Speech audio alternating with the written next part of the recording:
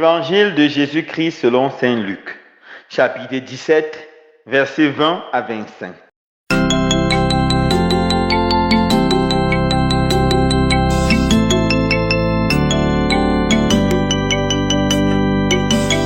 En ce temps-là, comme les pharisiens demandaient à Jésus quand viendrait le règne de Dieu, il prit la parole et dit: La venue du règne de Dieu n'est pas observable. On ne dira pas: Voici, il est ici, ou bien il est là. En effet, voici que le règne de Dieu est au milieu de vous. Puis il dit aux disciples: Des jours viendront où vous désirez voir un seul des jours du Fils de l'homme, et vous ne le verrez pas. On vous dira: Voilà, il est là-bas, ou bien voici, il est ici. N'y allez pas, n'y courez pas. En effet, comme l'éclair qui jaillit illumine l'horizon d'un bout à l'autre, ainsi le Fils de l'homme, quand son jour sera là. Mais auparavant, il faut qu'il souffre beaucoup et qu'il soit rejeté par cette génération.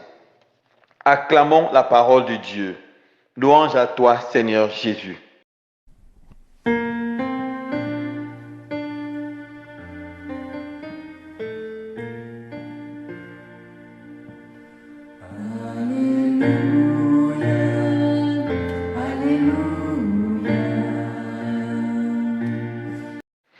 Frères et sœurs bien-aimés, dans l'évangile de ce jour, le Seigneur Jésus nous parle de la venue de son règne.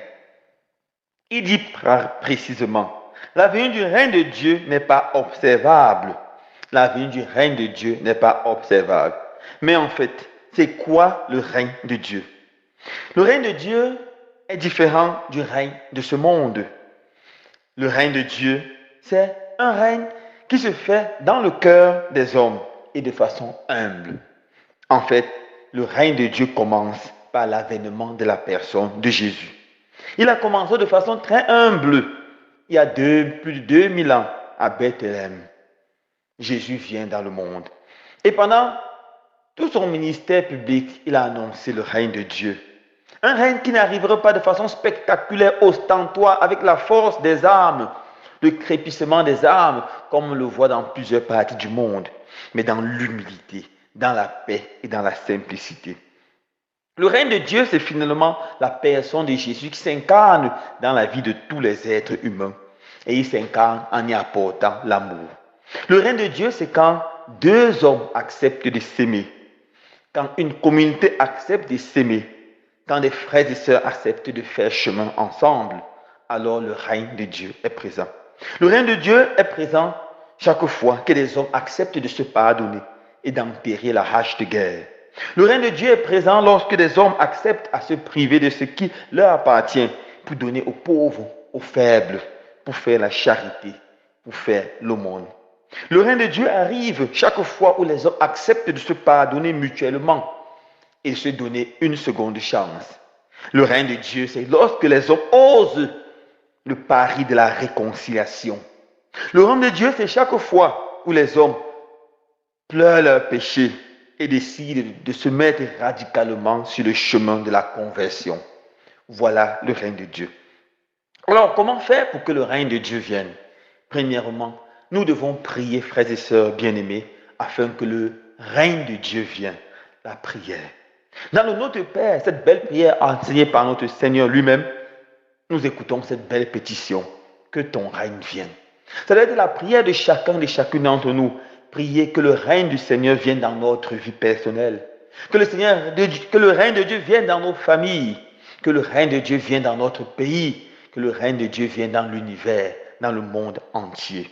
Ça doit être notre prière. Prier pour que les hommes apprennent à s'aimer, à vivre dans l'amour. Deuxièmement, nous devons avoir le courage d'évangéliser, de parler de Jésus aux autres. Car c'est la prédication de la bonne nouvelle qui attire le règne de Dieu dans nos vies et dans notre monde. Le pape Benoît XVI disait dans son message de Carême en 2008 que la plus bonne œuvre de charité que nous pouvons faire à un être humain, c'est de lui prêcher l'évangile. Car cette bonne nouvelle change la vie. Cette bonne nouvelle fait le règne de Dieu venir dans la vie et dans le cœur des hommes. Troisièmement, nous devons apprendre à faire la charité. Chaque fois que nous faisons le bien à un pauvre, à un faible, à un malade, le règne de Dieu vient. Chaque fois que nous donnons le sourire à un enfant, peut-être handicapé, peut-être diminué, c'est le règne de Dieu qui vient. Nous devons apprendre à faire la charité. Et dans l'histoire de l'Église, il y a des personnes extraordinaires, comme Mère Teresa de Calcutta, qui par leur charité ont fait le règne de Dieu venir sur cette terre. Il y a des hommes qui par leur partage ont fait le règne de Dieu venir sur la terre. Nous devons apprendre à aimer, à partager et à donner gratuitement. Finalement, le règne de Dieu vient chaque fois où devant une situation qui nous fait souffrir, nous refusons de nous révolter, de nous plaindre et nous acceptons d'offrir tout cela à Jésus et de persévérer avec Jésus sur le chemin de la croix. Chaque fois que nous regardons la souffrance, non pas comme une fatalité, mais comme une occasion de montrer au Seigneur que nous l'aimons davantage, son règne vient. Frères et sœurs bien-aimés, en ce jour, nous Seigneur donner la grâce de travailler activement pour que son règne vienne dans nos vies, dans nos familles et dans le monde. Seigneur, que ton règne vienne, que ton règne d'amour, de paix et de justice vienne. Loué soit Jésus-Christ.